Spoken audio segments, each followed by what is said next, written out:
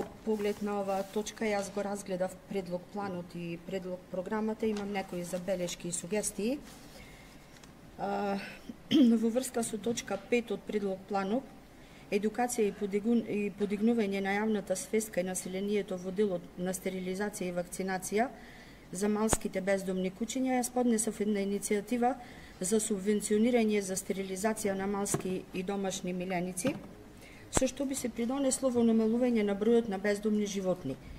Во делот за поттикнување на волонтери, отворање на прифатилишта, обука на луѓе кои ќе работат со животни, сметам дека ова најдобро може да се реализира преку соработка со здруженијата и активистите, зашто еве ние од Левица ви стоиме на располагање да помогнеме во остварување на оваа соработка.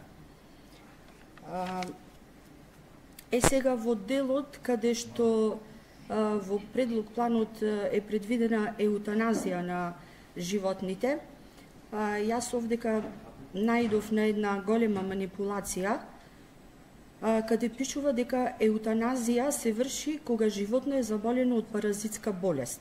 Значи, во ред е тоа што пишува дека од неизлечиви болести, меѓутоа паразитските болести кај животните не се неизлечиви.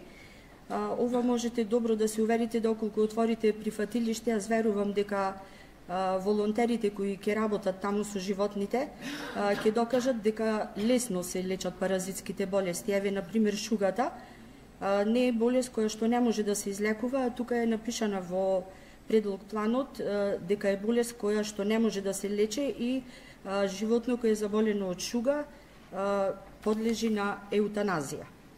Сега, тоа се моите сугестии и забелешки, меѓутоа имам две прашања во врска со овој план и барам да ми се одговори дали и на кој начин се спроведува планот за вдомување на бездомните кучиња. И второто прашање е зошто стерилизирани кучиња кои не се агресивни се однесени на депонијата во Буково, зашто викендов потврдија и активисти на Левица кои беа на депонијата и направија фотографија со кучиња таму. Тие се стерилизирани и не се агресивни. Дали сметате дека на овие животни местото им е на депонијата или пак причините се некои други? Ви благодарам.